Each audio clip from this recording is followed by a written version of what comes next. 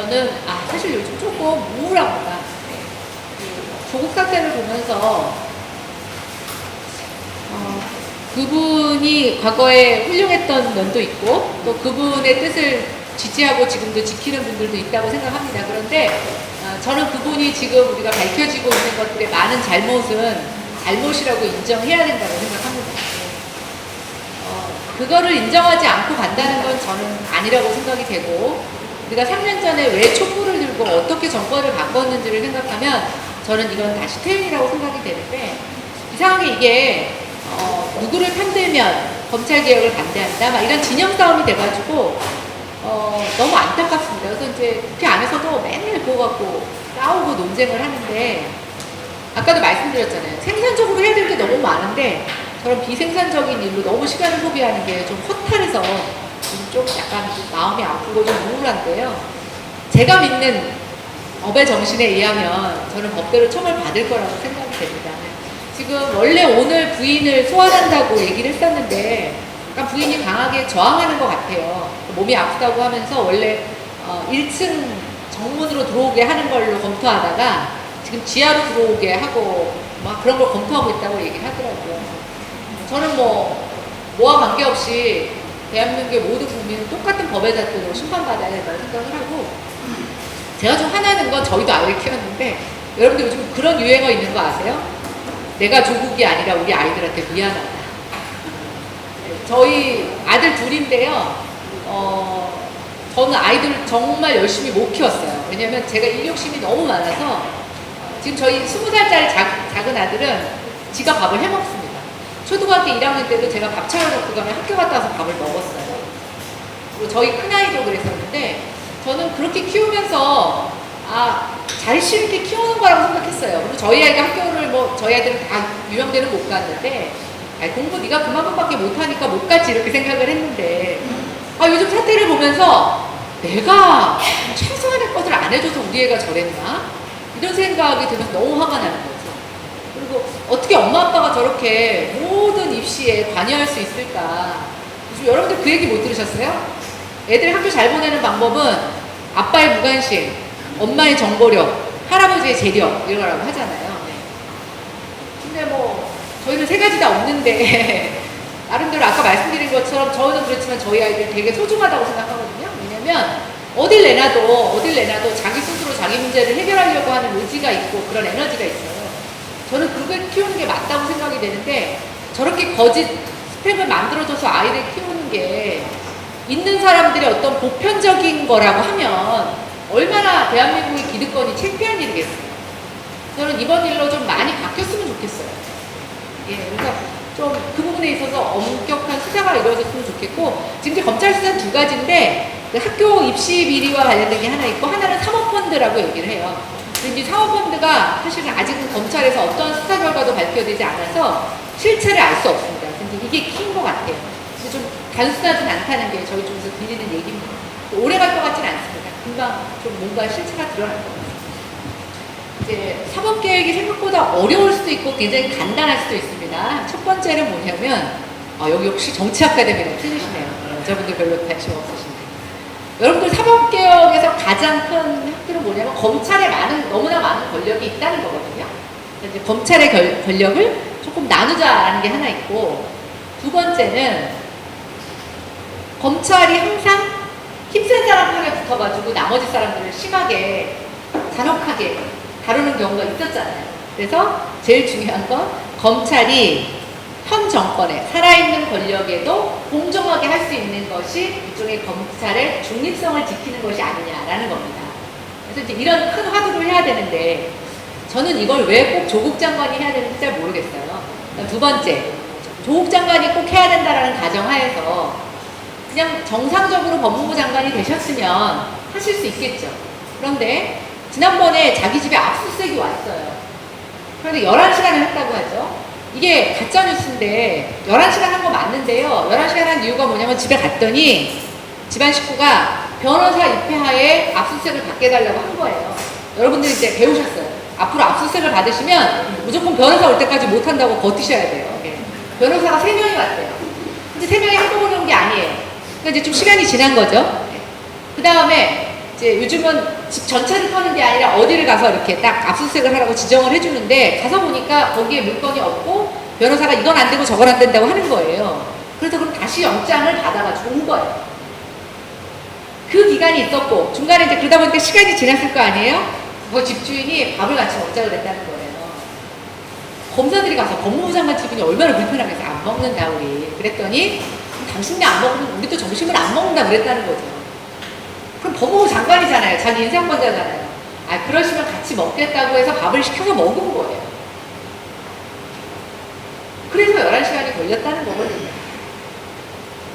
이것저것 저것 떼고 꽃 떼고 하는 제가 봤을 때 순수하게 몇 개가 있었는지 잘 모르겠고요. 저는 사실 검찰한테 불만인데 다른 집에 가서도 그렇게 압수수색 봐줄 거 다 봐주고 기다려달라면 다 기다려주고 그렇게 압수수색하는지 잘 모르겠어요.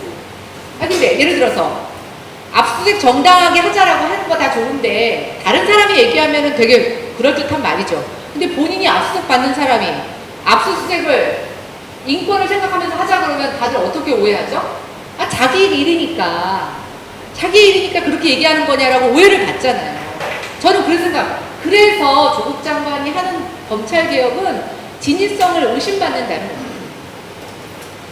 그분의 능력이나 그런 게 문제가 아니라는 거예요.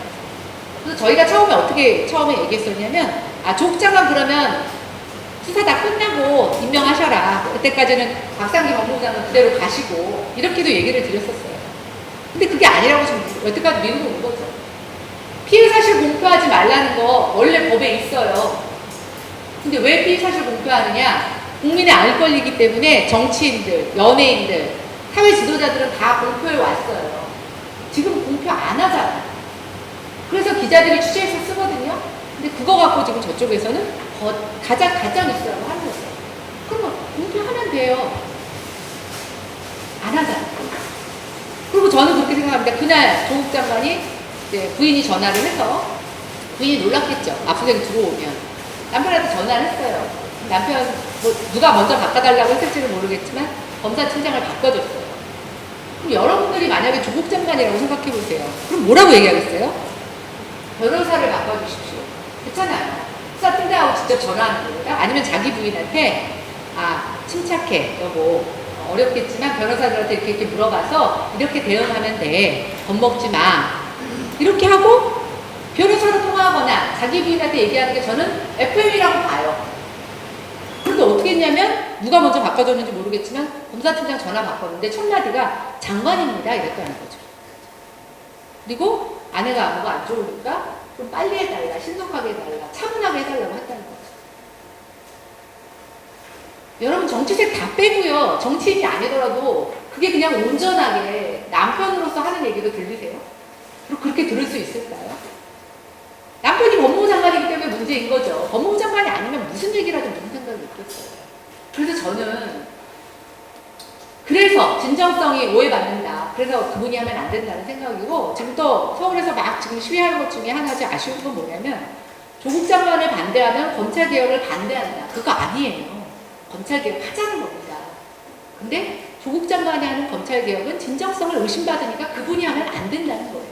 그런데 조국을 비판하면 검찰개혁을 비판하는 사람처럼 막 몰아붙이니까 지금 완전히 대한민국이 두 동강이 났어요. 왜 우리가 그런 걸로 싸워야 돼요? 정말 아쉽습니다. 정말 그래서 화가 나요. 이 좁은 땅덩어리에 왜 우리가 그런 걸 갖고 싸워야 돼요? 지금 광화문에서 몇 명이 모였느니 여기서 200명이라고 하면 저쪽은 또 새 안 모으겠어요? 주말마다 우리가 그러고 살아야 되겠어요?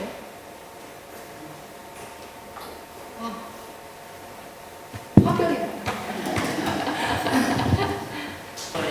저희는 전수조사 응합니다. 예. 근데 이제 저희가 이게 전수조사의 자료를 내려면 법적 근거가 있어야 돼요. 왜냐하면 지금 청문회에서도 개인정보라고 안 내면 버티면은 그만이거든요. 지금 저희가 제기하는 거는 그 정보를 다 받을 수 있는 법으로 만들어서 전수조사를 하자는 거예요. 예. 근데 민주당이 아직 그거에 대해서 답을 안 하고 있고요. 근데 저희는 하자는 겁니다. 예.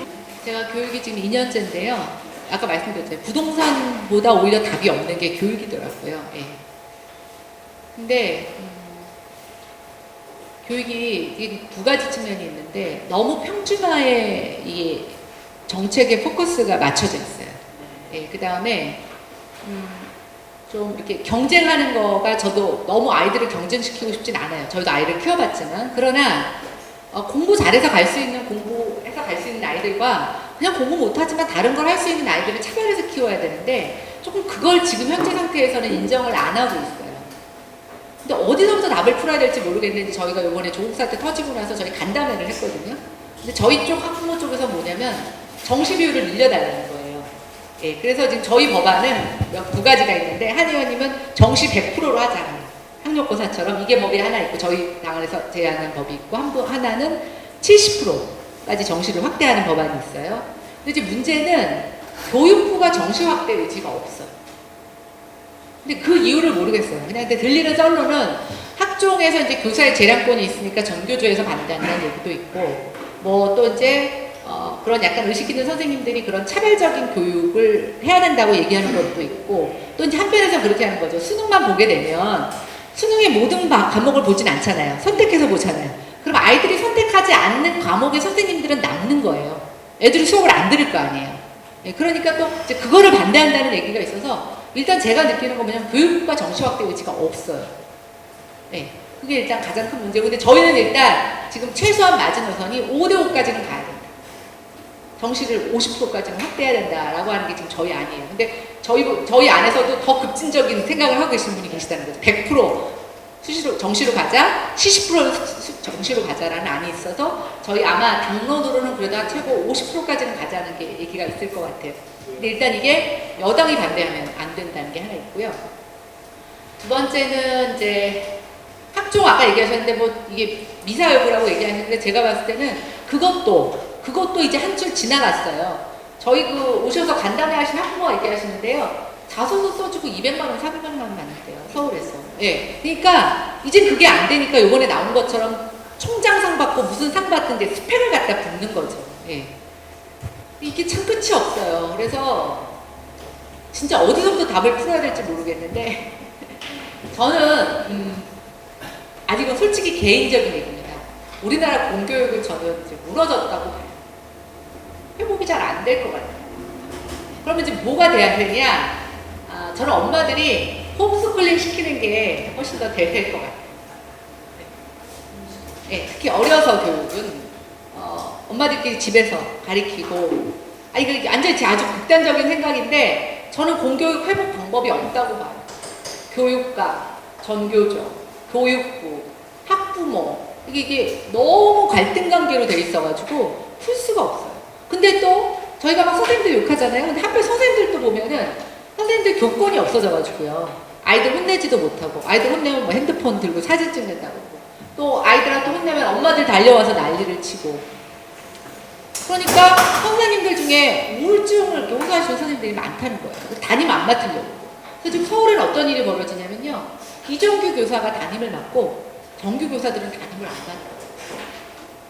이런 현실을 어떻게 극복을 해야 되는지 할 수 있는 현재. 근데 이제 저는 그런 거죠. 이게 우리 교육이 제일 좋은 건 여기서 교육감을 잘 뽑으셔서 이 지역의 교육감이 좀 획기적인 일을 할 수 있어야 돼요. 왜냐면 교육은 그나마 많이 분화가 되어 있어요. 그래서 저는 일단 교육감이 좀 의지가 있고 혁신적인 생각을 하는 사람이 돼서 그 지역에서 뭔가 교육의 혁신을 일으키는 게 저는 최고라고 봐요. 중앙정부에서 할 수 있는 초등부 교육은 아무것도 없어요. 더 심각한 말씀을 드리자면 역사 교과서 정말 장난 아니에요. 사회 교과서. 저는 설마 했는데요. 아이들한테 정말 차마 입에 담지 못할 것들을 가리키는 역사 교과서 참고 자료들이 있습니다. 제가 어디 교육청인지 모르겠는데 이건 그냥 참고 도서였어요. 경제와 관련된 도서였거든요. 물건이 사고 싶은 게 있습니다. 아빠한테 돈을 달라고 해야 합니다. 아빠가 돈이 없대요. 어떻게 해야지 아빠가 빨리 돈을 벌 수 있을까요? 답이 뭔지 아세요? 아빠가 아빠 회사 사장님한테 가서 월급을 올려달라고 한다. 근데 그 옆에요, 배 그림이 있고요. 이렇게 시위하는 장면이 되어 있습니다.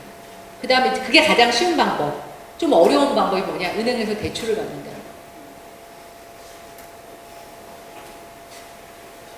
여러분들이 엄마가 되셔서요, 지역에서 아이들 그런 교과서를, 참고 도서를 꼼꼼히 봐주셔야 돼요. 저희가 일일이 다 볼 수가 없습니다. 근데 그런 것들이 너무 곳곳에 들어가 있어요. 아이들, 제가 좀 안타까운 게 뭐냐면 우리가 학교 폭력하고 막 이런 것들 싸움에서 많이 있는데 아이들이 서로 대화하는 법을 모르죠. 그래서 싸우는 거예요, 아이들 때문에. 그런데 아직 대화하지도 모르고 남을 인정하는 방법을 모르는 애들한테 가르치는 게 너는 주권이 있다. 너는 나라를 구해야 된다. 너는 시민이다. 네 주장을 관철시킬 수 있다. 이런 교육이 먼저 가는 게 맞냐는 거예요, 저는. 근데 지금 그게 굉장히 뒤섞여 있어요. 아이들이 되게 난폭해요. 저는 그건 교육의 문제라고 생각해요. 제가 생각하는 건 교육부제가 아무리 가서 야단치고 해봐야 바뀌는 게 없어요. 역사 교과서도 그렇고 사회 교과서도 그렇고 안 바뀌고 그거 바꾸려고 하다가 전 정권에서는 검정 교과서 때문에 난리가 난 거였잖아요. 저는 그거보다는 각 지역에서 엄마들이 나서는 게 굉장히 좋고요. 그렇게 엄마들이 의식 있게 교육을 한 아이들과 아닌 아이들이 차이가 있을 겁니다. 그리고 이제 또 하나, 지역에서 여기 여성분들 많이 계시니까, 이제 아까 군대 얘기하셨죠.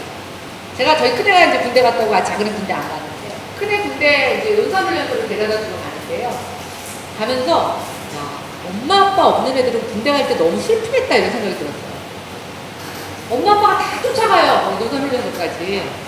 그리고 휴가 때마다 엄마 아빠가 또 음식을 해가지고 가서 폰도 빌려가지고 애들 수료해주고 하거든요. 한편으로는 좋긴 한데 저는 그때 딱 무슨 생각을 했냐면 엄마 아빠가 없는 애들, 엄마 아빠가 올 수 없는 애들은 저럴 때 어떨까? 아니 얼마나 상대적으로 비교당하겠어요. 저도 그때 막 휴가 내고 간 거예요. 우리 큰애가 다 쫓아오는데 안 쫓아나면 큰일 난다고 막 그랬었거든요. 근데 보면은 뚫레뚫레 자기 언니 오빠 손잡고 부모님이 돌아가신 아이들도 있을 수 있고 그럴 수 있잖아요. 참 보면서 이 사회가 너무 내 가족, 내 아들만 챙기면서 가족의 보호를 받지 못하는 아이들이 너무나 방치되고 상대적으로 외로운 시대가 돼버렸어요. 저는 여러분들이 정치하시면 꼭 그걸 권장해주고 싶습니다. 가정에서 부모로부터 보호받지 못하는 아이들을 여러분들의 자녀처럼 품어주세요. 그 아이들이 사회에 같이 살아갈 수 있도록 해주셔야 돼요. 저는 그래서 여성이 정치해야 된다고 생각합니다. 남자들은 그런 거 잘 몰라요. 그래서 저는 다시 정치, 우리가 지금 굉장히 어려운 상황이 있는데 이걸 다시 회복하는 건 가정의 회복이고요. 가정의 회복은 내 아들, 내 딸만 잘해주는 게 아니라 내 아들 친구들, 내 주변 옆집 아이들까지 안아주는 이 가정의 회복이 대한민국을 살린다고 생각을 해요. 꼭 그거 해주셔야 돼요. 그리고 제발 아이들 좀 너무 과보하지 마세요. 서울에서는요, 아직도 초등학교 4학년에도 버스 못 타고 다니는 애들 많아요. 엄마들이 다 실어날라가지고. 그렇게 키우면 안 돼요. 아이들을 혼자서 할 수 있도록 해야겠죠. 그리고 상당히 아이들을 그렇게 만드는 게 엄마들입니다. 애들이 하나니까 전부 몰빵하는 거고. 근데 저는 그거에 있어서는 엄마들이 좀 가정에서 다 빠져나와서 정치하시고 아빠들이 애들을 키우셔야 될 것 같아요. 교육은 뭐 수시적 그 정도 말씀을 드릴 수 있을 것 같습니다. 네. 최저임금이 좀 심각하죠. 예. 그리고 이미 이 사회에서 그런 현상이 많이 일어나고 있어요. 제 주변에도 보면 일하던 사람들 다 내보내고 식구들끼리 다 하게 됩니다. 그러니까 거기 일하던 사람들 다 물러갔고 주 52시간 뭐 주휴수당 이런 거 하다 보니까 다 쪼개기로 알바를 내놓고 있거든요. 근데 그게 월급을 적게 주는 사장이 이득이 있을지 모르겠지만 사장은 오는 사람마다 그때그때 일을 새로 가르쳐야 되니까 너무 힘든 거예요. 근데 이걸 멈출 생각을 지금 안 해요. 그래서 저희는 주휴수당도 조금 조정하자. 업종에 따라서 최저임금도 업종에 따라서 좀 차등화하자라고 계속 얘기를 하고 있는데 워낙 민주당의 이제 노조의 세력하고 좀 긴밀하게 협력을 하다 보니까 쉽지가 않아요. 그래서 쉽게 포기할 것 같지 않은데 제가 좀 안타까운 건 뭐냐면 정말 소상공인들에 대한 배려가 없어요. 참 뭐라고 얘기하기도 어려울 만큼 안 먹혀요. 일단 국회에서 수가 적으니까 저희가 어찌할 수가 없고요. 그래서 지금 제일 그 혜택을 보는 건 뭐냐면 대형 그 강성 노조 안에 있는 사람들은 너무 삶의 질이 좋아졌다고 해요. 임금도 오르고 주 52시간 지내니까 딱딱 6시 되면 퇴근해야 되고 그다음에 이제 회사의 복지 조건이 되게 좋으니까요. 또 뭐 5시간 남아서 여러 가지 교육도 받고 그런다고 그러더라고요. 근데 정말 나머지 사람들은 너무 어려워졌고 지금 이제 여기 대학들 많아서 시간강사법 때문에요. 지금 그 시간강사법 때문에 강사들이 엄청나게 잘렸거든요. 지금 그 문제도 굉장히 심각해요. 그래서 다 강사를 줄이고 있어요. 근데 거의 뭘까? 아주 먹통입니다. 거기에서는 뭐 먹히지가 않아요. 그거는 지금 수정을 거의 안 할 것 같다는 생각이 들고요. 저희 내년에 경제 더 어려워질 것 같습니다. 예전에 저희가 IMF 때 중소 제조업들이 굉장히 많이 망했어요. 예, 그때 이제 갑자기 금리가 올라가고 돈이 안 돌고 어음다 막히면서 그때 다 망했고 대기업들도 같이 망했다. 이제 대기업들은 살아났잖아요. 저희 요번에 이제 금융 뭐 여러 가지 경제 위기가 왔을 때 가장 피해는 이 자영업자들이 굉장히 많이 무너질 것 같아요. 그래서 이렇게 되면 어떻게 되냐면 다 사회의 중간이 없어지는 거예요. 양극화되죠. 잘 사는 사람들은 계속 잘 살고 못 사는 사람들은 더 나락하는 거죠. 그래서 지금 경제 문제에서 잘 살 그게 제일 어려운데 저희가 주 52시간도 이제 제가 담고 있는 건설업 같은 경우에는 1년 365일 다 건설 공사를 하는 게 아니에요. 너무 더워도 못하고 너무 추워도 못하거든요. 예, 근데 주 52시간을 맞추려고 하니까 날씨 좋은 가을에 공사 많이 해야 되는데 못하는 거예요. 월급이 또 줄어요. 근데 그것도 안 받아들여주고 있죠. 하여튼 그건 지금 지적하신 대로 모든 국민이 다 어렵다고 얘기하고 힘들다고 얘기하는데 전혀 안 먹히는 부분 하나가 있고, 부동산 문제 같은 경우는 이제 말씀하신 대로 지방도시들은 전세값이 떨어져서 세입자를 내보낼 때 돈을 더 줘야 되는 거죠. 다음 세입자보다. 근데 이거 우리가 역전세라고 하는데 제가 역전세 대출을 못 봤어요. 네, 그거는 뭔가 누가 약간 브로커에서 상품을 만드는 것 같고요. 지금 약간 부동산법에 어딘가에 다 온 것 같아요. 아니에요. 역전세 대출은 없어요. 그거는 못 본 것 같고, 다만 이제 우리가 요즘은 전세를 살 때 다 대출을 받거든요. 예, 그런데 지금 이제 전세 사는 사람들은 전세가 안 빠져서 이사를 못 가고요. 집주인들은 다음 세입자가 왔을 때 보증금을 받아서 나가는 사람한테 줘야 되는데 금액이 안 맞아서 대출을 받아서 추가적으로 해줘야 되는 게 있죠. 그러니까 이게 말이 역전세 대출이지 그냥 그 집 담보로 대출 받는 거라고 생각하시면 돼요. 근데 요즘 대출이 너무 어렵거든요. 그리고 전세가 있으면 대출할 수 있는 금액이 굉장히 작습니다. 그래서 저희 그 경기도도 주변에 보면은 있는 현찰 갖고 있다가 다 세입자들한테 줄 때 내보내는 걸로 다 써서 돈이 한 푼도 없다고 하시는 분들이 굉장히 많으세요. 그래서 이제 지금 저희가 법안 발의한 것 중에는 전세 보증금 반환 보증보험을 가입을 의무화하는 걸 했어요. 그래서 약간의 수수료를 내면 보증회사가 전세금을 먼저 돌려주는 거예요, 그 사람한테. 그다음 다음 세입자 구할 때까지는 그냥 그 수수료만 내고 있으면 되는 거거든요. 그래서 지금 이거를 가입을 의무화하자는 걸 제가 발의를 했는데 아직도 국회에서 계류 중에 있습니다. 그리고 또 아까 이제 말씀드린 것처럼 중소민 정책을 많이 내놓는데요. 두드러지게 눈에 들어오는 게 없어요. 요즘 그 키워드 중에 안심전환 대출이라는 게 있습니다. 그게 뭐냐면 8,500만 원, 연소득 8,500만 원 이하이고 집 샀던 사람한테 대출을 갈아타 주는 건데요. 아니 집 샀잖아요. 변동금리로 집 산 사람한테만 대출을 갈아타 줘. 고정금리로 산 사람은 안 갈아타 줘요. 근데 이게 거의 1%대에서 2%대 거의 좀 안 돼요. 굉장히 저리거든요. 이걸로 갈아타 주는 거죠. 근데 전세 대출 받은 사람은 땅 금리로 안 깎아줘요. 그리고 집 새로 사는 사람도 적용이 안 돼요. 다만 몇 년 전에 집 산 사람들한테만, 그것도 변동금리로 집 산 사람한테만 낮은 금리로 갈아다 주는 거죠. 이 10조 원을 갖고 규모를 척정했다는데 이게 지금 신청한 사람 걸 다 하면 70조가 넘는다는 거죠. 근데 제가 아는 상식 내에서는 이걸 지금 쓸 이유가 아무것도 없어요. 왜 하는지 모르겠어요. 그래서 정말 돈을 이상한 데 쓰고 있어요. 그리고 예산이 정말 슈퍼 예산이에요. 515조? 내년에 지금 예산 갖고 왔는데, 그 대통령 기록관 뭐 한다고 했다가 한번 뉴스에서 올라갔다 난리가 났잖아요. 제가 보니까 각 부처마다 예산을 채울 게 없어서 공을 하나씩 더 넣는다는 얘기가 있어요. 정말 쓸데없는 것들을 만드는. 근데 이 셈은요, 내년에 국가에서 채무 발행하는 게 60조예요. 빚을 발행해서 내년 예산을 쓰는 거예요. 이거 나중에 갚을 돈 누가 다 갚아야 되냐? 우리 자식들이 세금으로 갚는 거예요. 그러면 정말 엄중하게 써야죠. 근데 정말 쓸데없는 예산 같아요. 여러분들이 다 지역에서 세금 감시하셔야 돼요. 부동산 정책은 지금 서울은 그렇게 잡겠다고 난리치는데 안 떨어져서 난리. 나머지 지방들은 값이 떨어져서 역전세 때문에 난리, 빈집 늘어나는 것 때문에 난리, 이렇게 각각 틀린데, 여기는 제가 규제지역에 적용했는지 안 적용했는지 모르겠지만 뭐 조정지역, 뭐 투기과열지구 이런 것들 조정한 데는 또 거래도 안 돼요. 그거 풀어달라고 하는데 그것도 지금 하나도 안 풀어주고 있어요. 하여튼 지금 돈내 경하라고 돈이 꽉 묶였어요. 그래서 사실은 문재인 정부 출범 초기할 때 그 문재인 정부 지금 저희 더불어민주당에 그 가계부채 전문가가 한 분 계세요. 비례대표가. 그래서 이제 그 대출에 대한 부분들을 좀 많이 조정하자고 하였는데 민주당 의견 중에는 어떤 게 있냐면요. 정말 대출을 해주는 걸 막자라는 쪽이 많아요. 그리고 지금 대출 때문에 연체된 사람들은 부채를 탕감해 주자는 것만 있고 문제는 우리가 좀 돈을 저리로 빌려서 쓰고 싶은 서민들한테는 대출 정책이 아무것도 없어요. 그게 좀 맹점이죠. 말씀하신 대로 있는 사람들은요 담보도 많고 신용이 있기 때문에 훨씬 더 낮은 금리로 돈을 갖다 쓰라고 막 은행에서 갖다 주죠. 근데 없는 사람들은 은행에서 딱 막히니까 제2금융권으로 가게 되고 은행에서도 더 높은 금리를 쓰게 되고 이게 아주 근본적인 건데 이 정부는 대출 자체를 못하게 하는 걸 정책적으로 하고 있고요. 네. 그 다음에 아예 빚진 사람은 탕감해주는 이 정책만 있어요. 그래서 가운데가 없어요.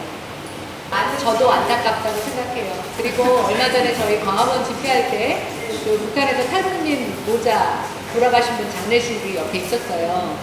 근데 저는 좀 민주당한테 안타까운 게 뭐냐면 북한에 대해서 유화적인 제스처 취하는 거 다 좋아요.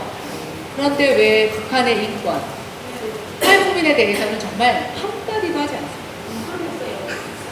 정말 모르겠어요. 저는 더불어민주당의 그런 정치 철학과 그게 왜 일치가 안 되는지 잘 모르겠어요. 오히려 탈북민들과 북한 인권은 보수 정권에서 더 많이 외치고 있거든요. 저희가 북한에 약도 제공하겠다고 하고 이렇게 하는데 지금 계속 다 거절당했어요. 김정은이 아주 배짱 부려서 안 하겠다고 하고 지금 돼지열병도 공동 방역하자고 하는데 거절당하고 있죠. 근데 이번에 돼지발병 하니까 통일부 장관이 나와서 제일 먼저 뭐부터 했냐면 북한에서 온 거 아니다라고 얘기해요. 누가 물어봤어? 그렇잖아요. 근데 이미 북한이 돼지열병 때문에 굉장히 심각하다라는 거가 한 1년 전부터 있었거든요. 저는 전혀 관련이 없다고 생각되지는 않아요. 그런데 우리가 북한한테 도대체 뭘 얻고 뭘 해줘야 되느냐. 제가 느낀 건 뭐냐면 우리가 북한한테 정말 잘해준 게 있어요. 김정은이가 국제적인 외톨이였어요. 비행기도 한번 안 타보고 해외도 안 나가고 김정은이를 트럼프도 만나게 해주고 국제사회로 끌어올려준 건 정말 문재인 대통령의 역할이에요. 그런데 그 이후로 우리가 뭐가 달라졌나요? 요즘은 미사일 모닝이라고 하죠. 눈만 뜨면 미사일 쏜다고 하고 이제 사람들이 별로 겁도 안 먹어요. 그리고 우리가 뭐 한다고 하면 다 거절받고 저는 세상에 태어나서 삶은 소대가리가 하늘 보고 웃는다는 욕은 북한 논평에서 처음 봤어요. 요즘 그 대한민국에서 유행하는 욕이에요. 삶은 소대가리가 앙천대소 한다. 야, 우리가 욕을 배우려면 북한에 한번 갔다 와봐야 되는구나. 어떻게 이렇게 잔인한 욕을 하지? 그런 걸 우리 대통령한테 막 얘기한다니까요. 오지랖 넓다고 그러고. 근데 도대체 우리가 이렇게까지 그런 대접을 받아야 되는 이유가 저는 정말 뭔지 모르겠어요. 그리고 저는 경제 쪽 했으니까 그러는데 박근혜 대통령의 창조경제 이후로 가장 허망한 단어가 평화경제라고 얘기해요. 그치? 평화경제가 뭐냐? 지금 대북정책은 뭔가 전쟁의 위기에서 뭐 좀 완화됐다라고 하는 민주당의 자화자찬에 대해서는 한 20% 인정하는데 그 이유를 보면 너무나 지금 우리가 더 어려운 길로 가고 있는 게 아닌가라는 생각이 들어서 안타깝습니다. 네. 만나뵙게 돼서 반갑습니다. 네. 이렇게 많은 분이 오시는군요. 제가 어떤 분이 어느 정도 오실지 가늠을 하지 못해서 사실은 약간 설레이고 좀 떨렸습니다. 서울에서 오는 동안에 어떤 말씀을 드려야 될까 이렇게 고민을 하다가 그냥 제가 살아온 짧은 시간의 얘기를 드림으로써 왜냐하면 제가 한 21년 동안 정치와 전혀 무관한 일을 하다가 지금 정치 3년 반째 하고 있습니다. 그래서 이런 짧은 정치로 들어오게 된 배경과 또 정치를 하면서 느꼈던 것들을 좀 간단히 설명드리는 게 여러분들한테 도움이 될 것 같다는 생각이 듭니다.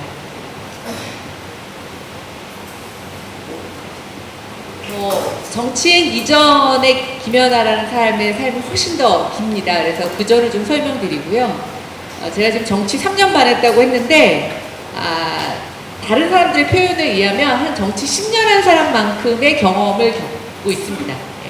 좀 뒤에 설명드리겠지만 제가 국회의원이 되고 나서 정말 정치의 변화가 많이 있었고요. 그럼 이제 앞으로 뭘 할 거냐? 정치를 3년 반 하고 내년에 다시 도전을 하려고 합니다만 도전한다고 되는 것은 아니니까 어쨌든 제가 이 4년의 정치를 경험하고 나서 하나 느낀 건 뭐냐면 정치를 경험하기 이전의 삶과 경험을 하고 난 지금의 삶은 저는 굉장히 달라졌다고 생각됩니다. 그래서 제가 앞으로 어떻게 살 건지에 대해서 또 좀 간단히 설명을 드리도록 하겠습니다. 연령으로 봤을 땐 이 드라마를 못 보셨을 것 같은데 이게 미국 드라마의 지정생존자라는 영화입니다. 아마 우리나라에서 지진이라는 배우가 똑같은 버전으로 하게 되는데 제가 왜 이 말씀을 드리냐면 이 남자 주인공이 미국의 환경부 장관이에요. 그런데 환경부 장관에서 이제 잘릴 통보를 딱 받았던 그날 갑자기 대통령이 테러를 당하게 됩니다. 그런데 공무원들이 다 죽으면서 대통령이 부재 시에 국가 책임을 맡아야 되는 지정 생존자라는 제도가 있는데 이 사람이 그걸로 지정이 되어 있는 거예요. 그래서 환경부 장관에서 잘린 날, 다음날 갑자기 대통령이 됩니다. 그래서 이제 정치를 전혀 모르다가 이 사람이 대통령을 하게 되는 상황을 쭉 보여주는 미국 드라마인데 제가 왜 이 말씀을 드리냐면 저도 전혀 정치와 관계없는 일을 하다가 아주 우연한 기회에 정치를 하게 되면서 이 사람이 겪게 되는 묘한 심리적인 갈등들이 너무 공감이 가기 시작을 했습니다. 그래서 제가 이 드라마를 굉장히 열심히 봤다는 거. 그럼 제가 뭐를 했느냐? 저는 아까 이제 소개받기로는 가천대, 예전에는 경원대라고 불렀는데요. 가천대 도시계획학과에서 학사, 석사, 박사를 했습니다. 뒤에 좀 설명드릴 텐데 원래부터 도시계획을 하려고 했던 것은 아니고요. 원래 하고 싶었던 일을 하지 못하면서 그냥 그 학교에 가게 됐고 도시계획이라는 것을 해서 어떻게 공부를 하다 보니까 박사까지 하게 됩니다. 도시계획을 하다가 재미있는 일이 하나 있었는데요. 저도 이제 어려운 직장 생활에 이렇게 난이도가 있었습니다. 처음에 결혼을 제가 25세 했어요. 그리고 25세 연구원에 취업을 했는데 그때 제가 강원도에 온 적이 있어요. 저희 남편도 저하고 똑같은 전공을 공부하는 사람인데 여기 강원발전연구원에 남편은 시험을 한번 보러 온 적이 있었는데 애 데리고 와서 남편 인터뷰 보고 여기서 그 춘천 닭갈비를 먹고 올라갔던 기억이 있습니다. 하여튼 저희 남편하고 학교하고 서로 동기, 그러니까 캠퍼스 커플이어서 결혼을 했고 애를 일찍 낳았어요. 그냥 열심히 애 낳고 집 사고 애 키우는 재미로 이제 이렇게 하게 됐는데 참 묘한 인연인 건 뭐냐면 제가 지금도 대변인을 맡고 있지만 저한테는 좀 각별한 재주가 있었습니다. 그 재주가 뭐냐면 쉽게 글을 쓰고 남한테 쉽게 말하는 재주가 있었어요. 그래서 제가 맡은 주택 부동산 시장에 대한 전망, 동향 분석, 여러분들 요즘 말하면 집값이 오르느냐 내리냐 이런 것들을 막 강의하고 보고서를 하는 건데 희한하게 제가 얘기하면 언론에서 굉장히 많이 받아주고 또 제가 그런 상황들을 이 엄마의 심정으로 이 주택이나 도시에 대해서 글을 쓰면 시장에서 많이 기고를 하게 됐습니다. 그래서 저는 연구원에서도 보고서도 많이 썼지만 여기 보시는 것처럼 텔레비전에 토론회도 많이 나가고 강연도 많이 나가고 신문에 기고도 많이 쓰고 하는 정말 좀 독특한 연구인이었습니다. 근데 제가 신문에 많이 기사가 되니까 그다음부터 어떤 일이 벌어졌냐면 의외로 여러분 부동산이 정말 많은 부처에서 그런 일을 하게 됩니다. 중앙정부 중에서는 국토교통부, 기획재정부는 국유재산을 관리하기 때문에 부동산과 관련이 있고요. 행정자치부는 재산세나 취득세를 걷는 것과 관련해서 연관이 있습니다. 그 다음에 지방자치단체들이 갖고 있는 재산을 또 관리를 하게 됩니다. 그래서 그런 곳에 제가 불려가서 자문을 하게 됩니다. 그렇게 해서 또 유명해지니까 어떻게 되느냐? 강원도에서도 부르고 경기도에서도 부르고 각 지역의 주택정책, 도시정책을 하는 곳에 불려가게 됩니다. 제가 연구원을 하는 동안 정말 많은 부처의 일을 하게 됩니다. 저는 정말 한 번도 정치를 하겠다고 생각해 보진 않았지만 정말 정치인은 많이 만나게 됐습니다. 왜냐하면 제가 하고 있는 전공의 분야가 지방자치단체라든가 국가의 정치를 하시는 분들하고 굉장히 연관이 있었기 때문입니다. 제가 민간에서 했던 일 중에 가장 크게 높은 직책에 올라갔던 게 뭐냐면 박근혜 정부 당시에 헌법에서 보장하고 있는 국민경제자문회의라는 게 있습니다. 이게 뭐냐면 대통령에게 자문을 하는 헌법에 보장되어 있는 그 자문기구인데 거기에 제가 여자로서 여자분이 한 2~3명 정도 있었을 것 같아요. 그래서 주택도시 부분을 자문하는 자문위원으로 참여를 하게 됩니다. 그래서 그때까지만 해도 참 영광이다 생각을 했어요. 재공부를 하면서 그 정도 하게 되는 거 쉽지 않기 때문에. 그런데 이제 주택부동산을 하다 보면 세금하고도 관계가 있고요. 개발을 하려면 돈이 필요하기 때문에 금융과 관련돼서도 연구를 해야 됩니다. 그래서 이제 부동산 관련 개발, 금융 이런 것도 공부를 하게 됐고 또 SOC라고 해서 사회 간접 자본 이런 것들에 대해서도 이제 연구를 하게 됩니다. 그래서 생각보다 제 연구 분야가 굉장히 폭넓게 진행이 됩니다. 일찍 연구를 했었고요. 그렇지만 아까 말씀드린 것처럼 저는 일찍 결혼해서 아이들이 둘이 있습니다. 아들만 둘이 있고요. 그 다음에 시어머님을 모신 게 아니라 시어머님으로부터 모심을 당하고 10년을 살았습니다. 예.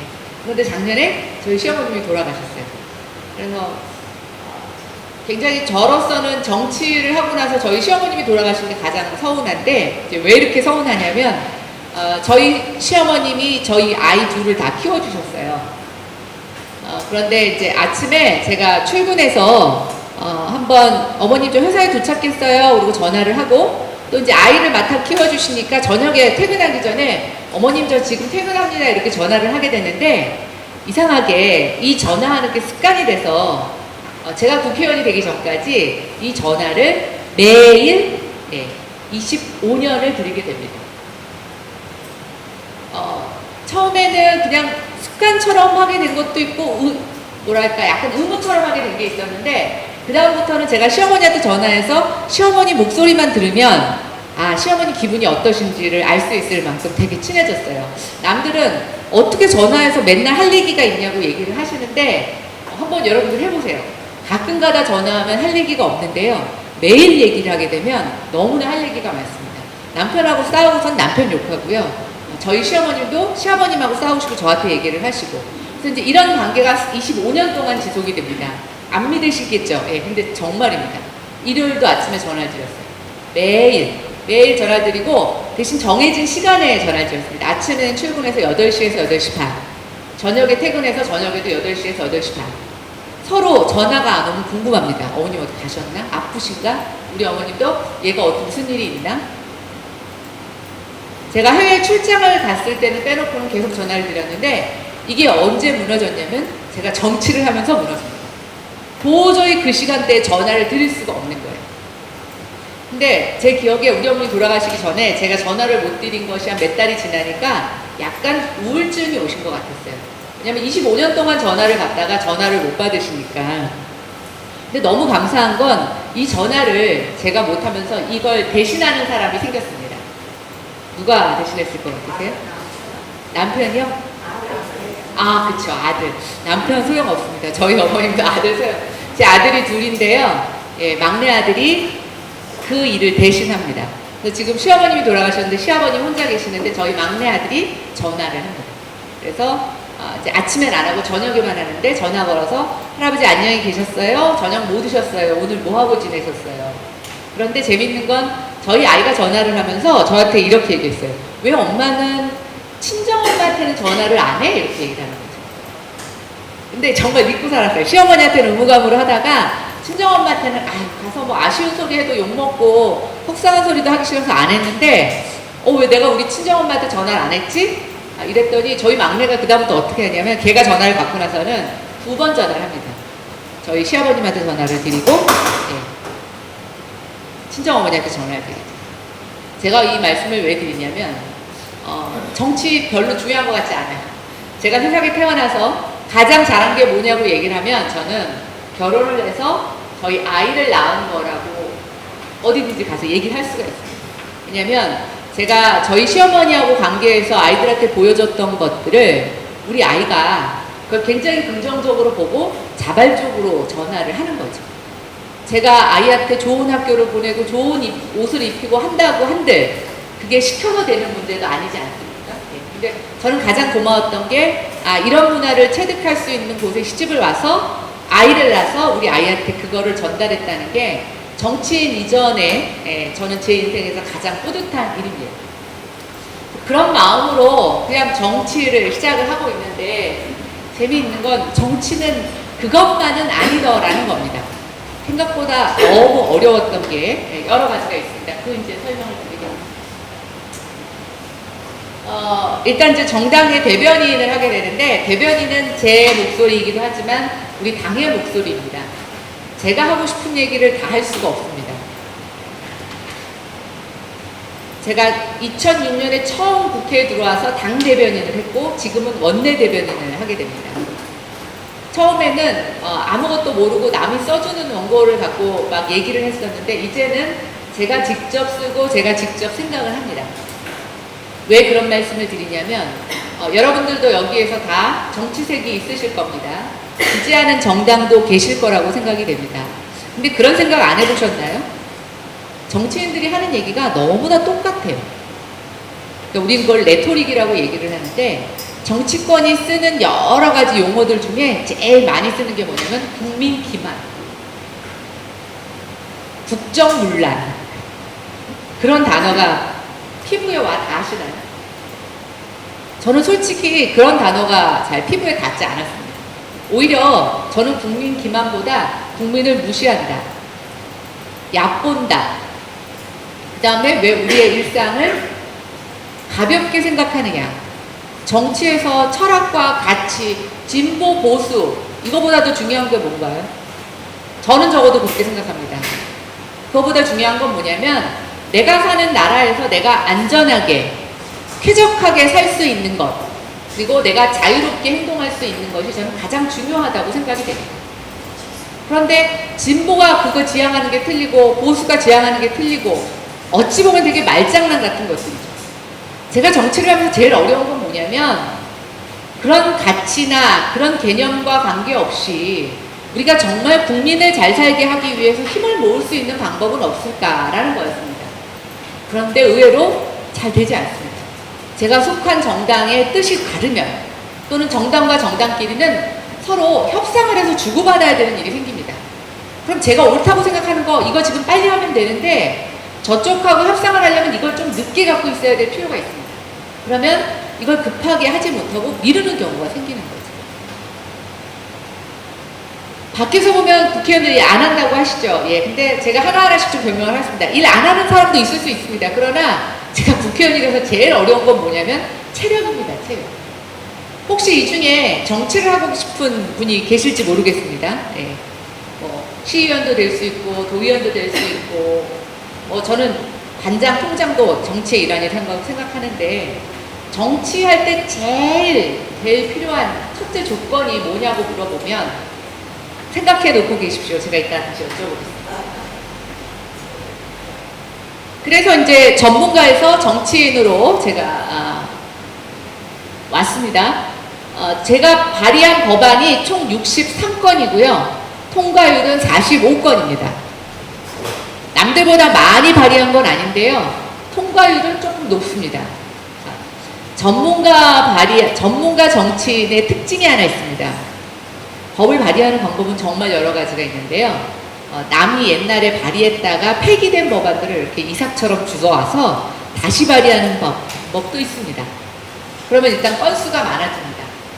또 하나, 나중에 한번 여러분들이 감시를 해보십시오. 예를 들어서 어느 법에 최고의 기관의 책임자를 이사장에서 원장으로 바꾼다라고 하는 제도를 하나 하잖아요. 그러면 이사장과 원장을 바꾸는 그 단어 교체하는 것도 법 개정안이라고 합니다. 정말 우스운 법이 많습니다. 근데 저는 전문가를 해서 그런지 그런 법은 하기 싫더라고요.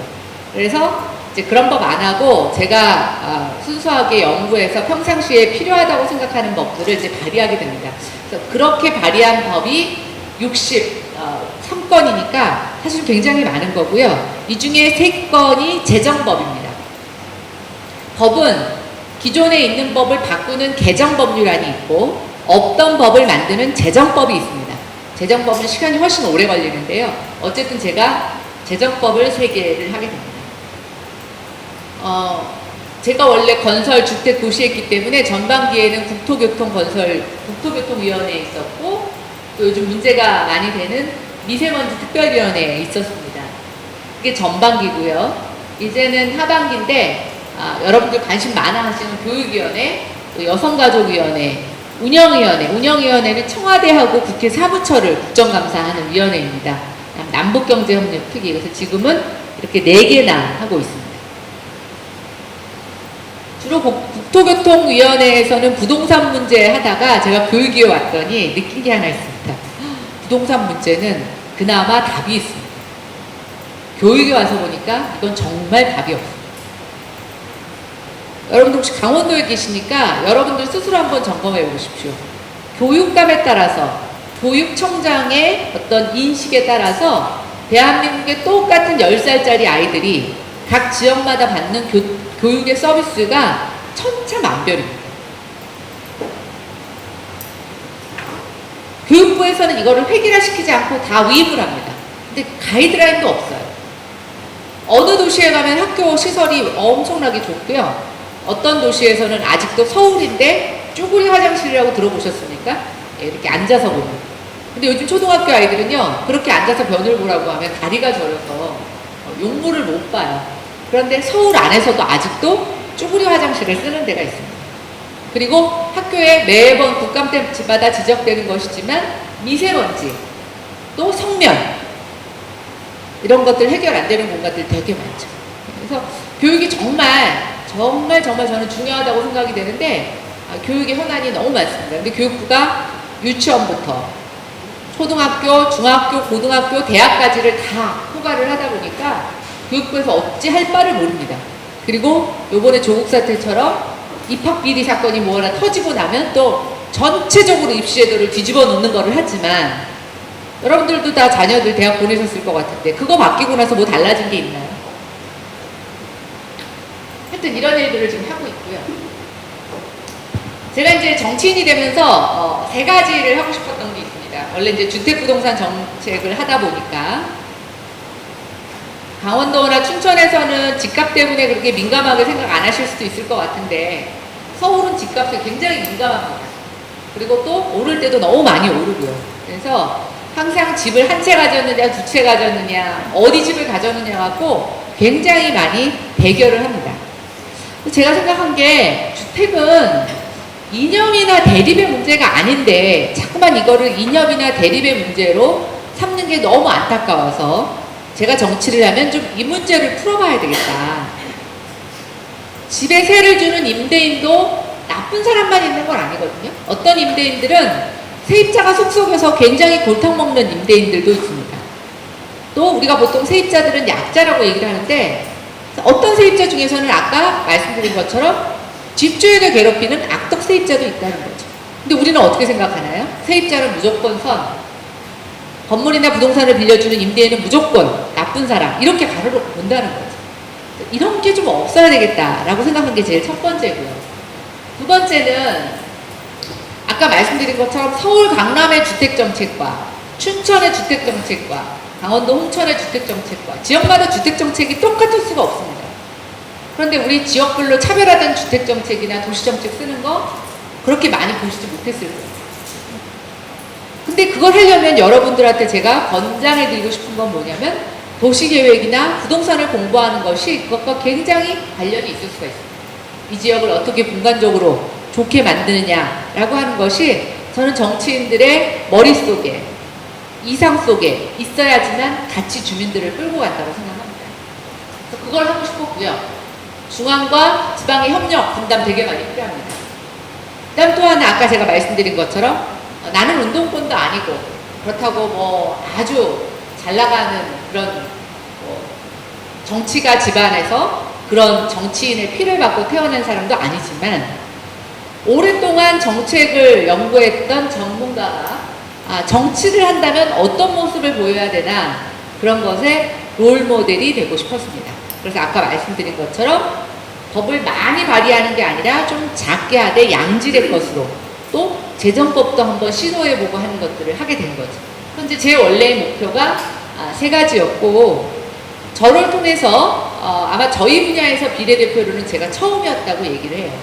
저는 지금 우리가 보통 비례대표하면 직능단체들 비례대표를 많이 줍니다. 뭐 약사 대표하는 사람, 의사 대표하는 사람, 장애인 대표하는 사람 이렇게 하는데 그런 직능대표가 아니라 전문 분야별 좀 대표로서도 비례대표가 늘어났으면 좋겠다라는 생각을 하게 돼서 그런 쪽에 좀 롤모델이 돼보려고 노력을 하고 있습니다.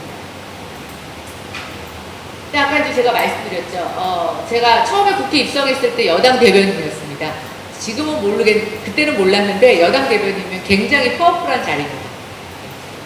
저희가 그때 여당 대변인이 됐지만 제가 한 5개월 지나고 나서 최순실 사태가 터지면서 저희 당은 진짜 그때서부터는 아주 홍비백산이 되죠.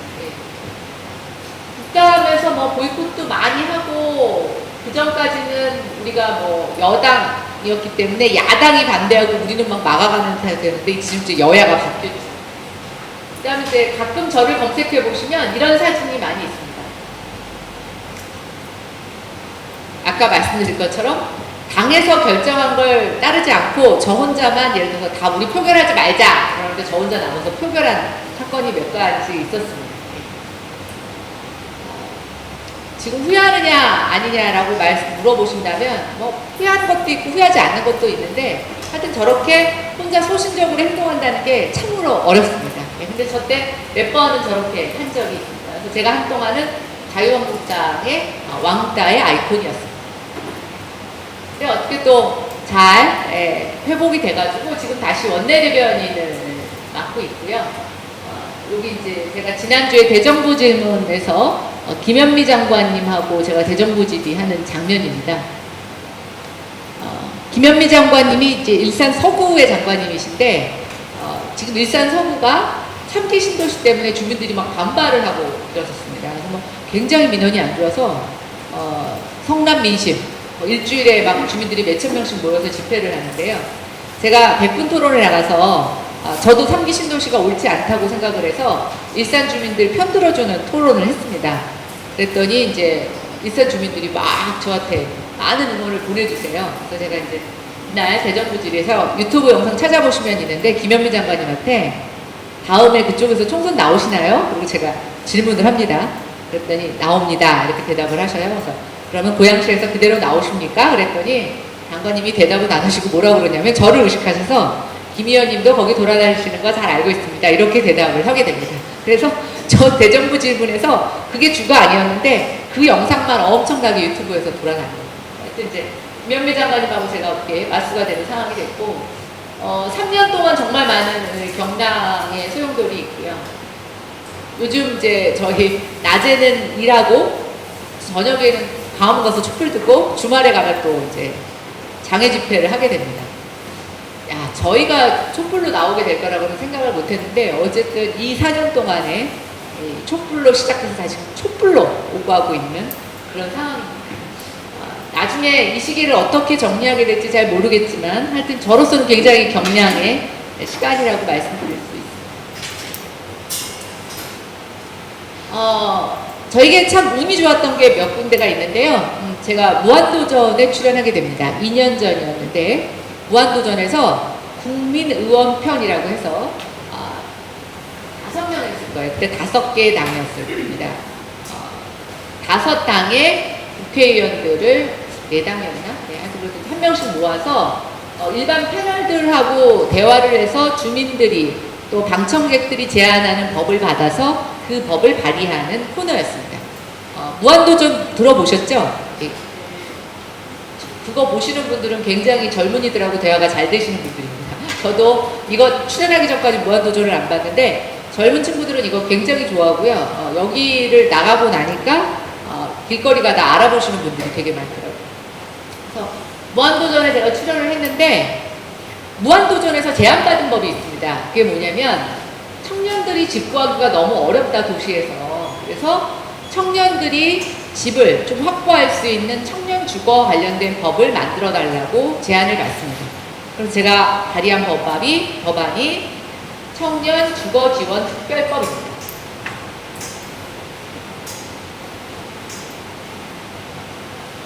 아까 청년 주거 안정 지원 특별법이 그 법이고요.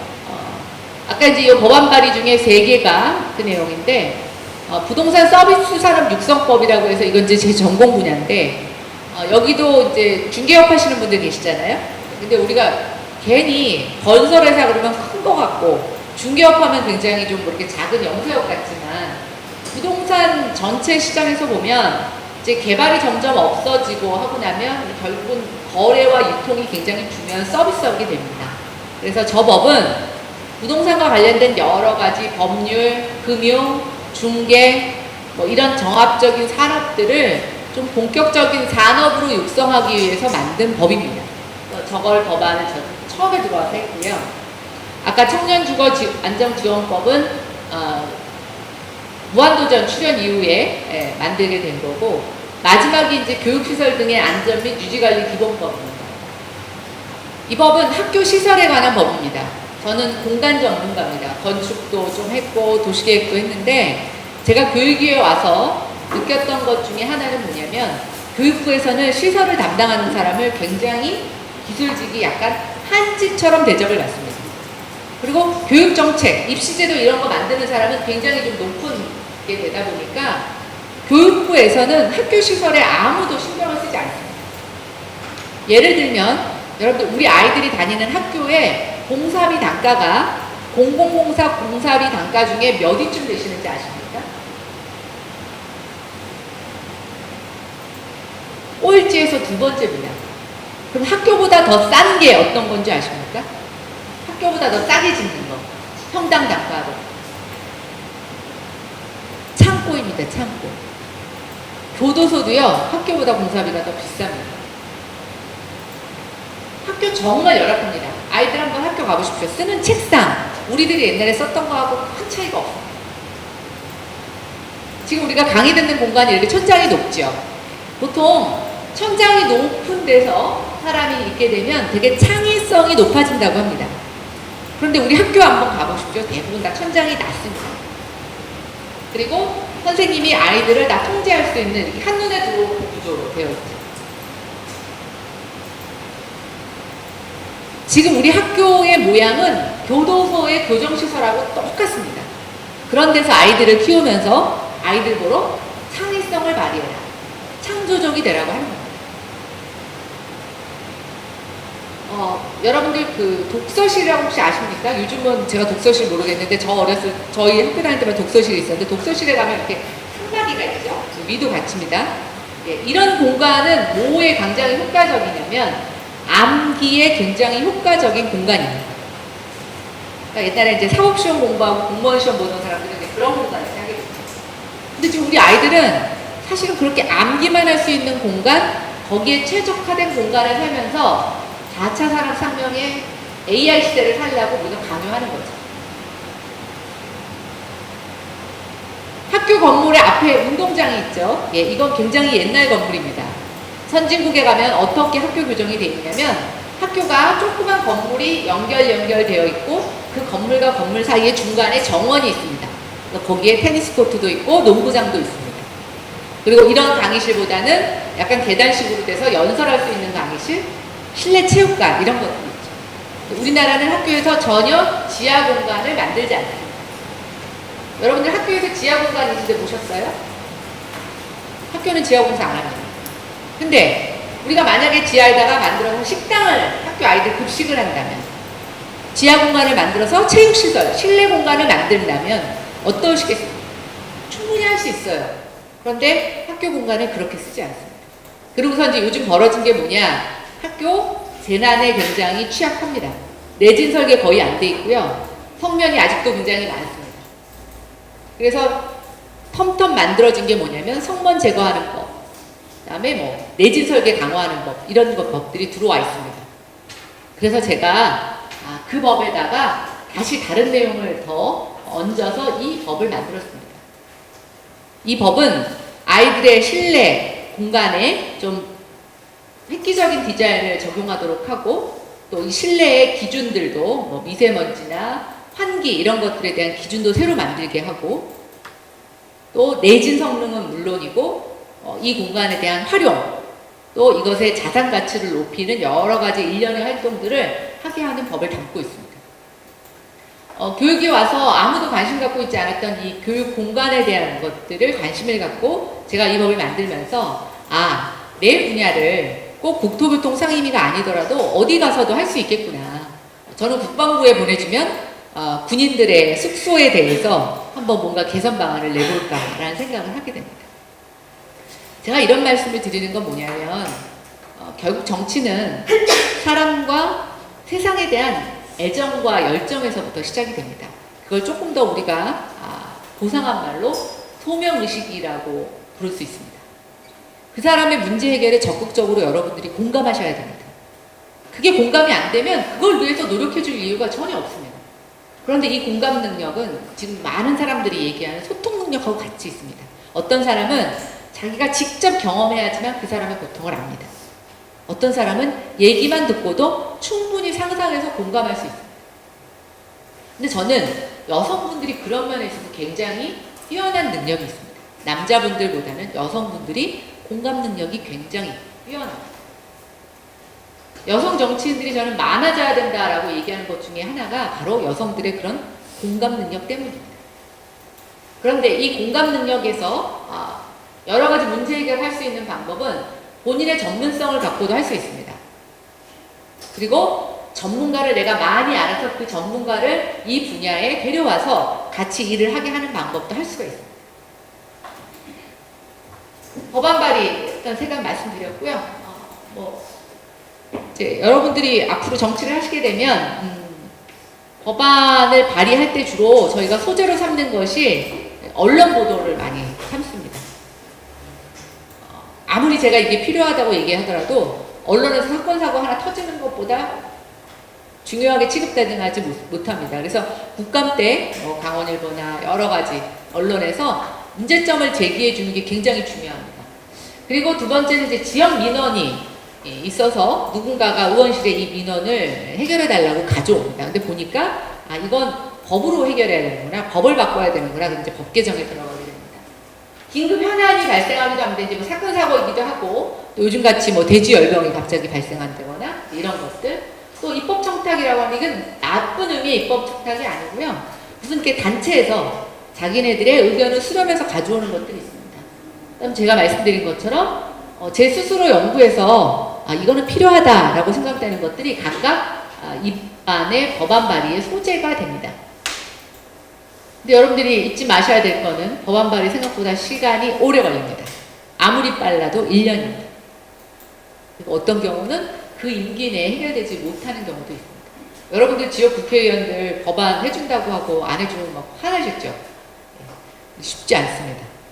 그 임기 내에 하기가 굉장히 쉽지 않아요. 그러니까 그 의원이 임기 첫 시작해서 바로 준비해야지만 임기 끝날 때 통과될 수 있다고 보시면 됩니다. 그래서 왜 제가 이 말씀을 드리냐면 정치를 할 때 이런 기본적인 프로세스를 갖고 미리 준비하실 필요가 있다는 거예요. 제가 처음에 국회에 갔을 때는 정말 많은 걸 할 거라고 생각했습니다. 이런 프로세스를 몰랐어요. 요즘은 어떻게 생각하느냐? 하나라도 제대로 하자. 이런 생각이에요. 그 다음에 이제 법안 발의할 때 저희가 세미나를 합니다. 그래서 이 문제에 대해서 공감하는 자리를 갖는 거죠. 지역 주민들한테 이런 문제가 있다라는 걸 알리기도 하고 관련 이해 당사자들을 불러서 또 그걸 알리는 걸 하게 됩니다. 그래서 아까 제가 말씀드린 법안의 소재들을 발굴하게 되면 이런 세미나를 해서 이런 여론을 확산시킵니다. 그 다음 또 하나는 국감입니다. 저희가 이제 내일부터 국감인데요. 제가 왜 무한도전에 출연하게 됐느냐? 얼굴이 반반해서 말을 잘해서 그게 아니고요. 제가 국회에 처음 들어갔던 해에 국감 때 제가 의원에다가 이런 모형을 만들어서 전시를 합니다. 이게 뭘 것 같으세요? 예, 고시원을 썼죠. 고시원입니다. 고시원이요 1.3평입니다. 서울의 고시원이. 그래서 제가 이 출연표를 사다가 이게 딱 1.3평이에요.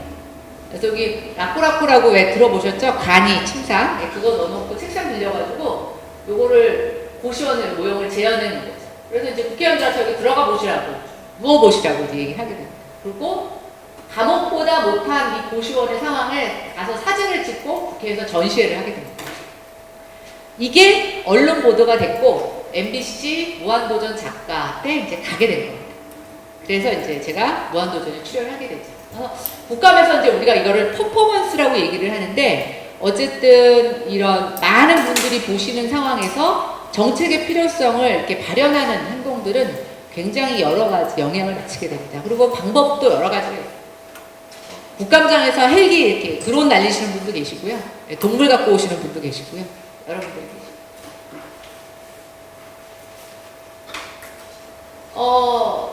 이게 이제 서울의 한 고시원의 천장에서 찍은 사진입니다. 놀라우시죠? 이게 1.3평짜리 고시원인데요. 이 친구가 한 키가 170좀 넘었던 것 같은데 다리를 끼기가 좀 어려울 만큼. 그리고 이 친구 방은 그나마 이쪽에 창문이 있습니다. 이게 국제적으로도 크게 문제가 되고 있는데요. 집이지만 집이 아닌 곳에 사는 사람들입니다. 주로 어디냐? 쪽방촌, 지하방, 고시원, 비닐하우스에서도 사는 사람입니다. 특히 이제 외국인 노동자들 같은 경우에는 비닐하우스에서 많이 살고, 여인숙, 옛날에는 있었는데 이게 이제 여인숙 옛날에는 여관 같은 거였는데요. 요즘 여인숙은 뭐냐면 깔세라고 그러지 않습니까? 6개월, 1년치를 집세를 내고 이렇게 까이면서 사는 거 깔세라고 하는데, 여인숙은 그냥 저리에 장기 투숙하는 공간입니다. 그래서 주로 저소득층 이런 경우가 많이 사는데요. 예전에 서울역 근처의 여인숙에서 두 모녀가 자다가 화재 나서 죽은 경우가 있습니다. 그러니까 이런 데들이 다 지금 열악하고요. 다방은 이제 요즘은 뭐 서울엔 많지 않지만 그리고 이제 PC방에서 이제 밤새 애들이 잘 데 없는 애들이 PC방 가서 하는 경우도 있고, 요즘 또 어디서 자죠? 외지에 가서 우리가 잠잘 때, 그렇죠, 찜질방. 근데 찜질방을 잠깐 이용하는 사람도 있는데 그냥 찜질방에서 계속 연장해서 사는 사람들도 있죠. 참 아이러니한 건 어떤 지역의 집값은 막 천정부지로 솟고 있고, 그런데 어떤 지역에서는 또 이런 문제가 계속 벌어지고 있고 더 열악해지고 있습니다. 요 사람은 요 사진을 찍은 작가인데요. 자기 스스로가 모델이 돼서 찍었습니다. 근데 우리가 고시원 그러면 젊은 애들이 많이 있을 것 같죠? 예, 아닙니다. 50대 이후에 남자들이 굉장히 많아요.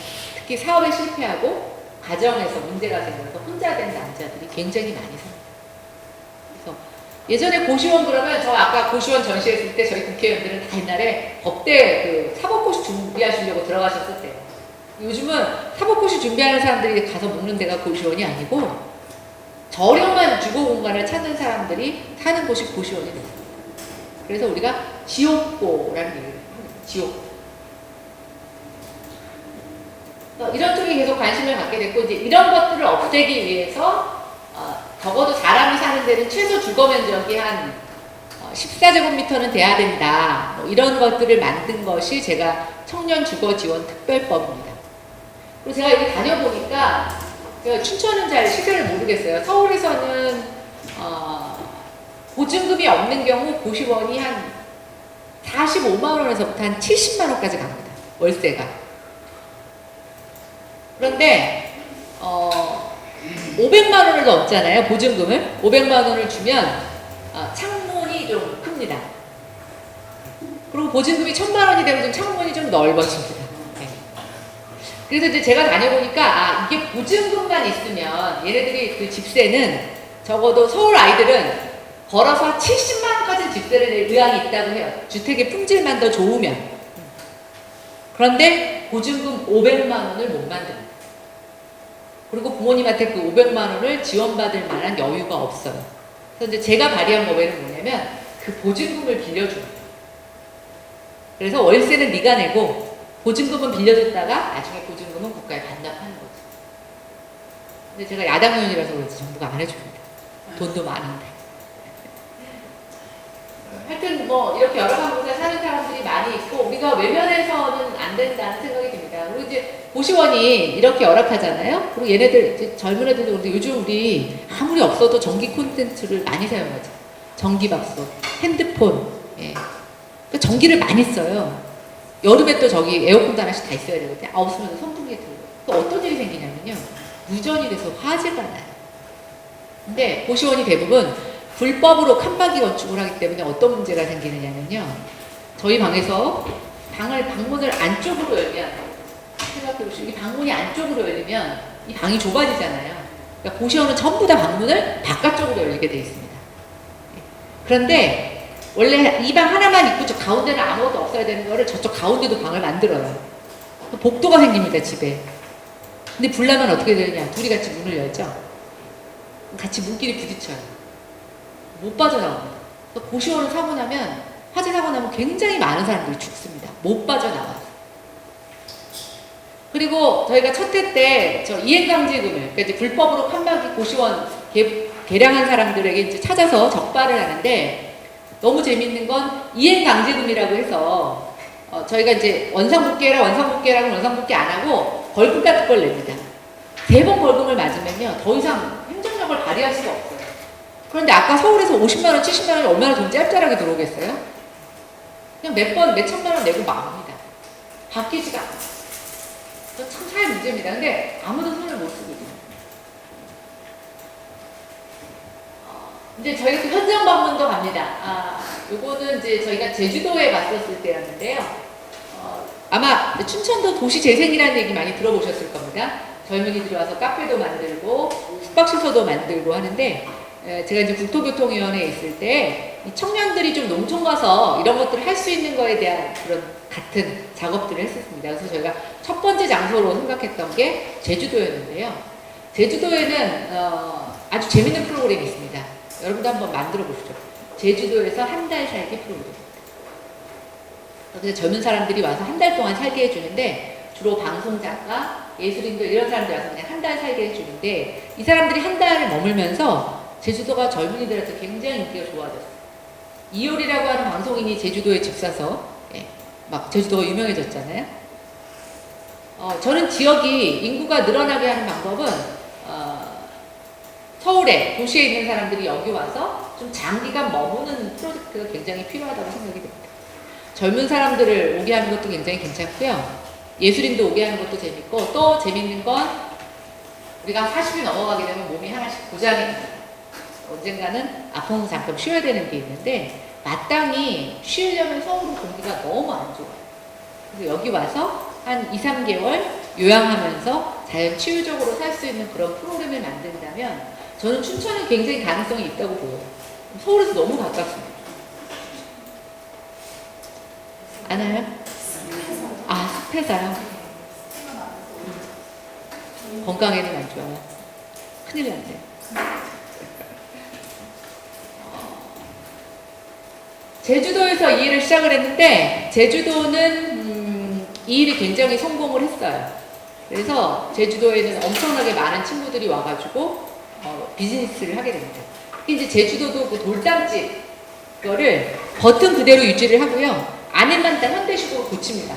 그래서 그걸 에어비앤비처럼 빌려주는 작업을 합니다. 그리고 이제 제주도에 국제학교가 있거든요. 이제 국제학교 단지 있고, 뭐 카페 마을 있고, 그래서 제주도가 굉장히 재미있는 그런 공간이 됐고, 저희가 이제 이때 제주도를 처음 시작으로 해서 부산에 한번 갔었고요, 대구에도 한번 갔었고, 군산에 한번 갔었고, 해서 이제 한 4번 정도 지방을 방문하는 프로그램을 갖게 됩니다. 제가 말씀드린 게 이런 현장 방문이 굉장히 이종활동에 있어서 도움이 됩니다.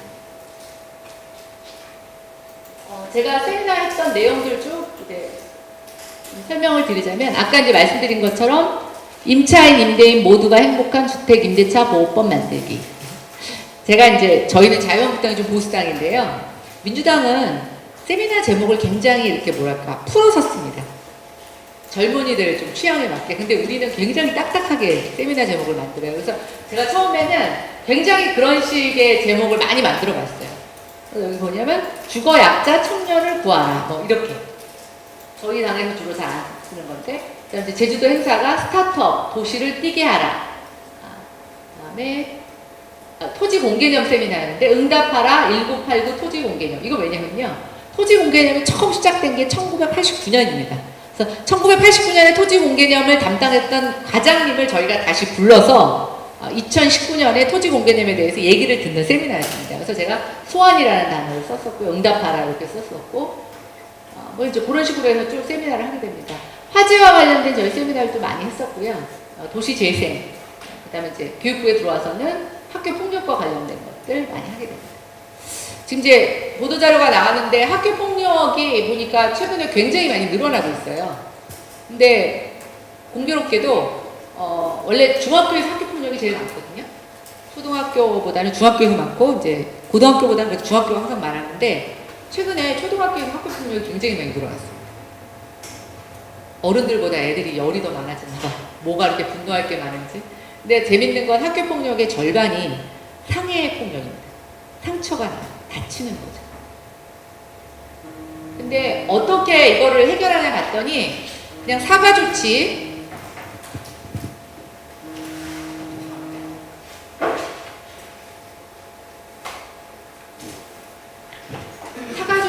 하거나 서로 그냥 위야무야 되고 퇴학이나 이런 것도 많진 않습니다. 근데 우리가 아이들을 폭력으로 해서 꼭 퇴학이나 정학을 시켜야 되는 건 아니지만 제가 생각했을 때 가장 큰 문제점은 엄마들이 이제 도시에서 바빠지고 학교에 잘 관여를 못하지 않습니까? 또 어떤 엄마들은 너무 적극적으로 학교에 관여를 하는데 두 가지인 것 같아요.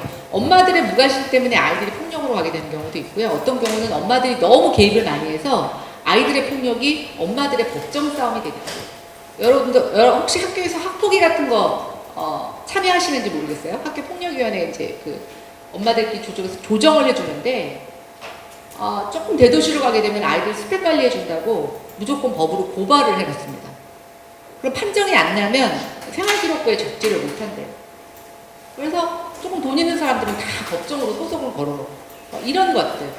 그러니까 이게 교육이 우리가 그렇다고 법적으로만 갈 수는 없고 아이들을 현장에서 조금 보듬고 좀 인성교육을 시켜야 되는데 교육을 어디서부터 답을 찾아야 될지 참 모르겠다는 생각을 합니다. 근데 저는 그래도 아이들을 바꿀 수 있는 방법은 가정하고 학교밖에 없다고 생각이 됩니다. 아니면 지역사회죠. 동네에서. 제가 이제 아까 아이 둘을 키웠다고 말씀드렸는데 첫 아이는 초등학교를 3번 옮겨 다녔어요. 네, 뭐 어머니 애 봐주시는 것 때문에 왔다 갔다 하기도 했는데 둘째 아이 때 생각한 게 한 곳에서 아이를 계속 길러야 되겠다고 생각해서 저희 작은 애는 유치원 어린이집부터 지금 계속 큰 동네에 살고 있는데 한 동네에서 애를 키우면 좋은 점이 하나 있어요. 뭐냐면요, 제가 슈퍼를 가면 아유 아무아무개 오늘 아들 여기 하루 종일 슈퍼 돌아다니지 않았어. 뭐 학원에 어디 가 있어. 동네 분들이 우리 아이의 안전에 대해서 다 보호자가 돼주는 거죠. 그런데 낯선 곳에 사람들이 정말 이렇게 끝나기처럼 왔다 갔다 오는 곳에 가게 되면 그런 지역사회가 해주는 그런 방어막들이 형성되지 못합니다. 그래서 정말 중요한 게 저는 도시재생에서 우리가 안전한 마을은 서울로 안면이 있고 그런 커뮤니티 속에서 방어막이 돼주는 동네를 만드는 게 굉장히 중요합니다. 그리고 앞으로 그런 동네에서 훨씬 더 범죄가 줄어들 거라고 생각이 듭니다. 네, 저희 유튜브 하고 있습니다. 요즘 정치인들 다 유튜브 많이 하세요. 여러분들도 혹시 정치에 관심이 있으시다면 유튜브를 한번 해보시는 것을 권장해 드립니다. 요즘은 글도 잘 안 했고요. 네.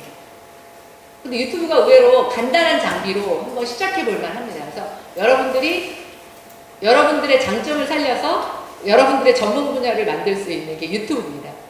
제 유튜브 한번 들어가서 봐주시면 감사하겠는데요. 제 유튜브의 이름은 김연아의 정다방 TV입니다. 정다방이 뭐냐? 커피 마시는 다방이 아니고요. 정치에 대한 다양한 방송의 약자입니다. 여러분들 이름을 걷고 한번 유튜브를 해보시는 것도 도움이 됩니다. 한 지금 14,000명 정도 구독자가 있습니다. 여러분들이 오늘 와서 구독 눌러주시면 한 30개 정도 더 늘겠네요. 여러 가지 현안 이슈도 하고요. 제가 대변인이기 때문에 논평하는 것에 대한 것도 이렇게 영상을 찍어 올립니다. 더우시죠? 네, 에어컨 다시 틀어주세요.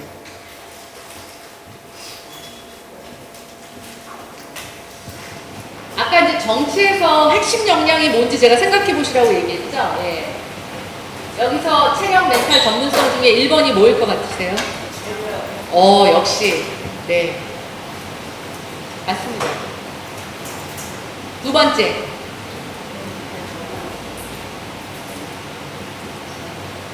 체력만큼 필요한 게 멘탈입니다, 멘탈.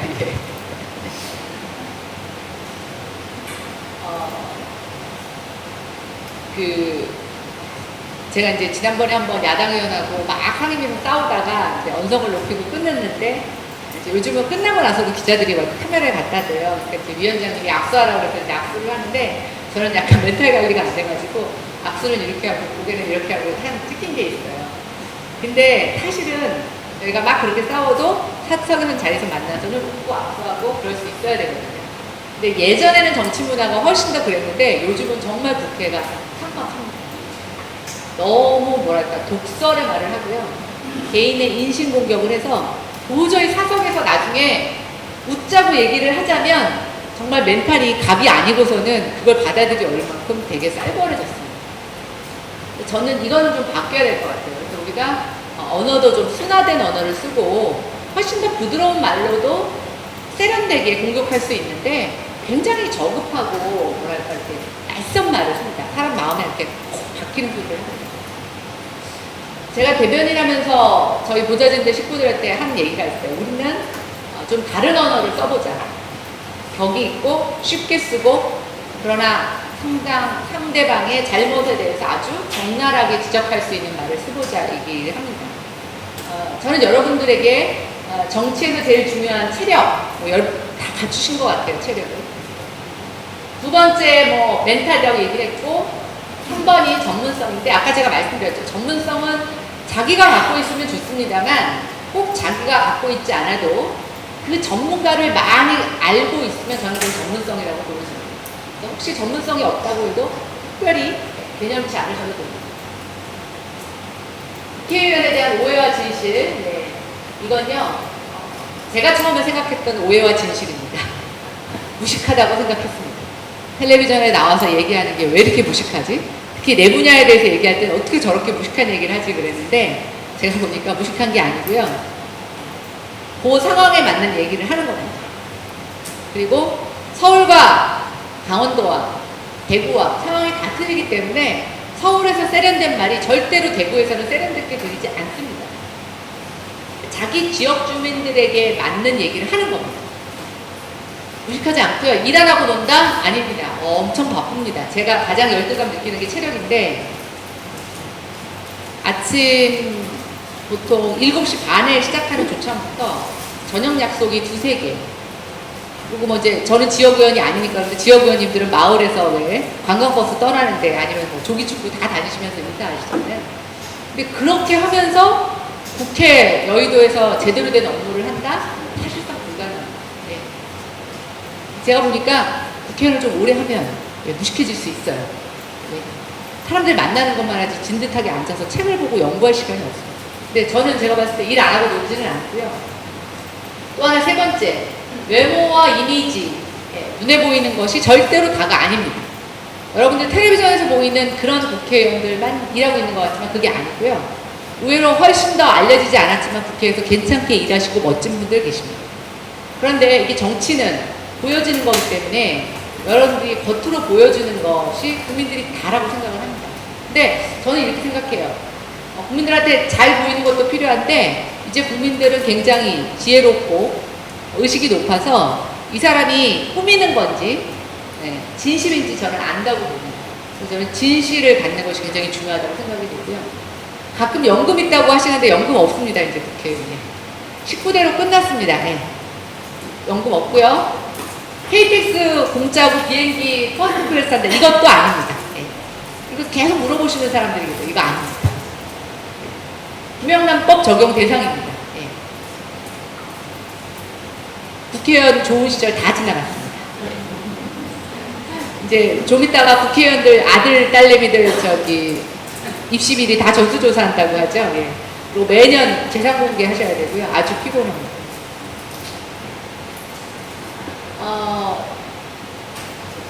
제가 이제 왜 정치를 하게 됐는지를 하고 말씀을 드리겠습니다. 이제 오늘 마무리를 하겠습니다.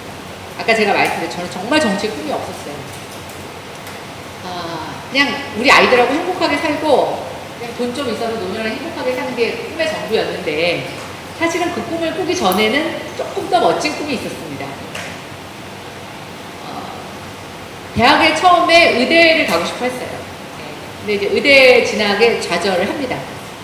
그래서 이제 대학교 제가 이제 도시계획이라는 걸 하면서도 계속 딴 걸 하고 싶어서 3년 내내 공부를 별로 열심히 하질 않았습니다. 근데 그때 뭘 하고 싶었냐면 처음엔 의사가 되고 싶었고 두 번째는 이제 선교사가 되고 싶었습니다. 근데 이게 연관이 있는 게 뭐냐면 의사는 슈바이처를 굉장히 어렸을 때 전기를 감동 깊게 봐서 제가 의사가 되면 저는 아프리카나 아니면 그때는 북한을 가고 싶었습니다. 의사가 돼서. 근데 의대를 못 가고 나서는 선교사가 되고 싶었는데 역시 선교사가 돼서도 그 다음 가고 싶었던 게 북한 선교사였습니다. 근데 대학교 3학년 때 저희 남편을 만났어요. 이제 눈이 맞아가지고 결혼을 하면서 이 꿈을 다 잊어버리고 그냥 애 둘 낳고 잘 먹고 잘 사는데 이제 안도하면서 살게 됩니다. 그러다가 제가 이제 국회 들어오기 한 3, 4년쯤에 약간 몸이 좀 아팠었는데 몸이 아프면서 다시 어떤 생각이 들었냐면 내가 이렇게 사는 게 정말 행복한 건가? 계속 이렇게 남은 여생을 살아야 되나? 라는 생각이 문득 들었습니다. 근데 제가 연구원에 있을 때 나름대로 잘 나가서 여러 번 이직할 기회가 있었는데 이직의 기회가 올 때마다 어쩐 자리였냐면 돈은 많이 주는데 너무 바쁜 자리였어요. 근데 더 바쁘게는 못 살겠더라고요. 왜냐면 그렇게 바쁘게 살면 아이들을 도저히 케어할 수 없을 것 같아서 제가 계속 이직을 거절하고 그냥 그 자리에 연구원에서 21년 동안 있었거든요. 근데 여기에 계속 있으려니까 이건 좀 재미없다 이런 생각이 들었었는데 그때 생각난 게 뭐였냐면 제 꿈이었어요. 야, 나는 어렸을 때 이런 꿈을 꿨는데 지금 뭐 꿈하고 전혀 관계없는 일을 하면서 살고 있네 이런 생각을 하고 있어요. 그런데 비례대표를 지원하지 않겠느냐라는 딱 제안을 받으면서 갑자기 제가 이 꿈이 생각이 났습니다. 두 꿈은 전혀 다른 것 같지만 같은 공통점이 있었는데 그게 뭐냐면 생명을 살리는 일입니다. 의사는 육신의 생명을 살리는 일이고 선교사는 영혼의 생명을 살리는 일이죠. 제가 느꼈어요. 그래 나는 사람들의 생명을 살리는 일에 굉장히 관심이 많았구나. 그 생각을 하고 정치를 하면 어떨까라고 생각을 해보게 됐습니다. 나름대로 안전한 직장도 있었고 명성도 있었고 뭐 슈퍼마켓에서 애들도 키우고 있었는데 그것보다는 이 원래 하고 싶었던 일을 갖고 나머지 인생을 살아보고 싶겠다는 생각을 하게 된 겁니다. 그래서 정치를 하겠다고 결정을 내립니다. 그런데 제가 살아온 분야에 대해서 좀 말씀을 드리자면 저는 외국에 가서 공부를 하지 않았고 우리나라에서만 공부를 했습니다. 그러니까 우리 연구원 말로 말하면 국내 박사. 국내에서 박사하고 공부한 사람 치고는 굉장히 잘 풀린 케이스입니다. 근데 제가 공부하는 과정에 놀라운 일이 있었는데 제가 공부를 하다 보니까 제 주변에 있었던 분들이 야, 여자도 박사하면 저렇게까지 되는구나 라고 해서 중간에 일을 접고 쉬었던 후배들, 주변 사람들이 다시 공부를 하는 경험을 하게 됩니다. 제가 생각했어요. 내가 어떤 길을 가느냐에 따라서 주변 사람들한테 좋은 영향을 미칠 수가 있구나. 그런 생각이 들면서 정치를 하면 뭐를 갖고 사람들을 살릴까라고 생각을 하게 됩니다. 근데 제가 여러분들한테 말씀드리고 싶은 건 뭐냐면 정치는 자기가 의도한 대로 되진 않습니다. 그러니까 그렇게도 할 수도 없습니다. 그런데 분명한 건 세상에 대한 관심의 범위가 내가 원래 있던 영역보다 수십 배는 커집니다. 그리고 정치를 하기 전에는 내가 만나기 싫은 사람은 안 만나면 됩니다. 근데 정치는 내가 만나기 싫은 사람을 만나야 합니다. 하기 싫은 일을 해야 합니다. 근데 저는 한동안 그걸 안 하고 살았기 때문에 나머지 인생을 그걸 하기로 결정을 내린 겁니다. 왜? 한 번 사는 인생인데 내가 경험한 이 좁은 세상만 살고 간다면 내가 세상에서 아는 게 무엇이 있을까? 우리 아이들만 잘 키운다고 우리 아이들이 안전한 세상에서 살 수 있을까? 저의 정치에 대한 꿈은 아주 소박한 것에서부터 시작이 됐습니다. 예전보다 정치인들 명예, 지위 굉장히 많이 낮아졌습니다. 그리고 굉장히 언론으로부터 또 공격이 많습니다. 여러분들이 어떤 정치를 꿈꾸시는지 모르겠지만 제가 봤을 때는 여러분들이 생각하는 지위에 부여받는 것만큼 엄청난 제약이 있습니다. 근데 정치를 하면서 제가 하나 굉장히 의미 있는 일이라고 생각한 것이 있습니다. 그건 뭐냐? 우리 인생에 한번 책을 쓰고 싶으시죠? 나 살아온 길을 책을 쓰고 싶은 게 인생의 다 꿈이실 텐데, 국회의원이 되면, 정치인이 되면 내가 하는 모든 공식 발언이 기록으로 남습니다. 지금은 이게 법이 제가 발의한 것이 다 이루어지지 않을 수도 있습니다. 그러나 제가 법안 소위에서 법안과 관련해서 발언한 것들이 모두 다 속기록에 남고요. 10년이 지나서 20년이 지나서 누군가가 그 속기록을 보게 되면 저에 대해서 알 수 있습니다. 우리 주몽이라는 드라마가 고대 역사책에 2줄 갖고 만든 소설책이라고 얘기하지 않습니까? 그런데 저희가 정치를 하시면서 공식성사에서 발언한 건 그 원문 그대로가 모든 기록으로 남습니다. 또 하나, 제가 정치에서 가장 좋은 건 내 모든 발언이 공식 기록으로 남는다. 두 번째, 모든 사람을 만날 수가 있습니다.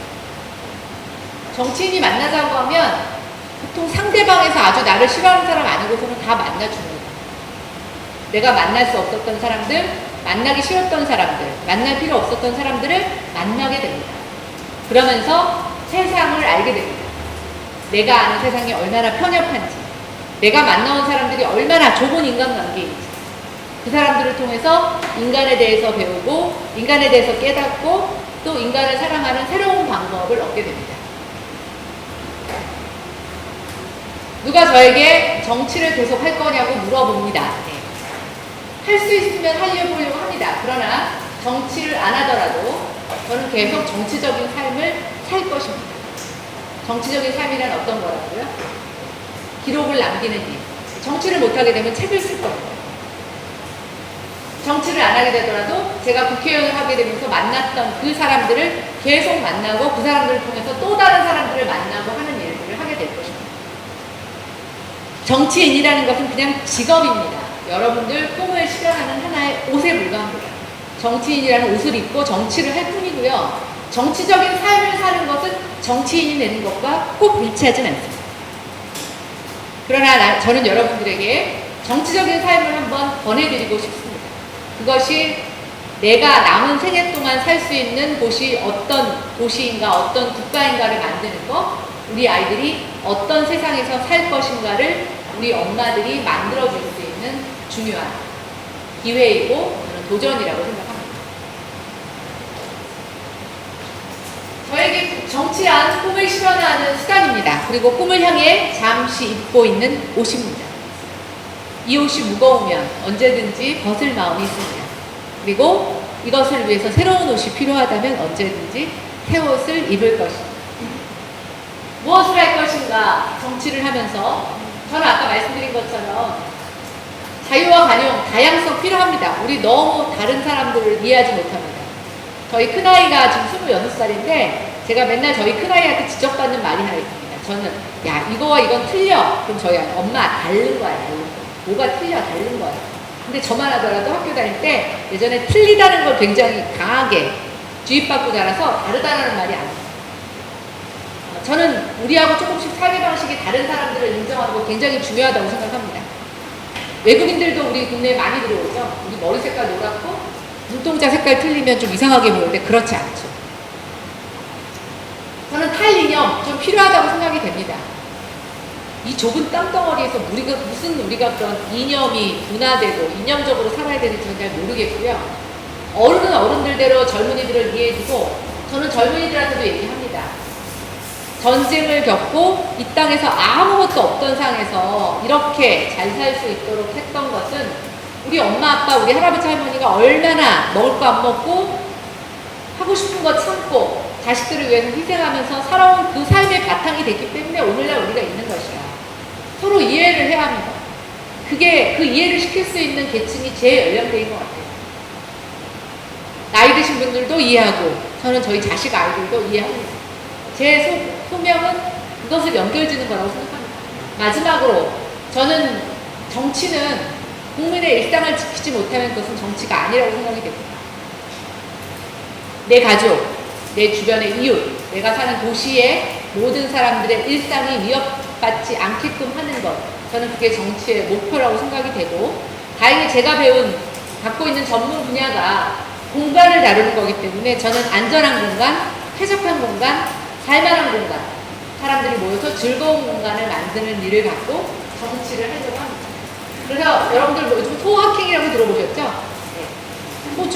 소소하지만 뭐 확실한 행복 이렇게 얘기를 하는데 저는 정치의 소확행을 만들고 싶습니다.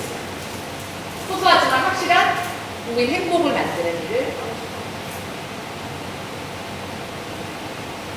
국민의 삶을 변화시키고 일상을 짓고 국민과 함께 나아가는 그런 정치인이 되려고 합니다. 여러분들 제가 정치를 얼마만큼 할 수 있을지 모르겠지만 유튜브에서 또는 제 페이스북에서 또는 언론 정보 기사를 통해서 저를 보시면 제가 오늘 말씀드렸던 여러분들의 이 마음을 갖고 응원해 주시기 바랍니다.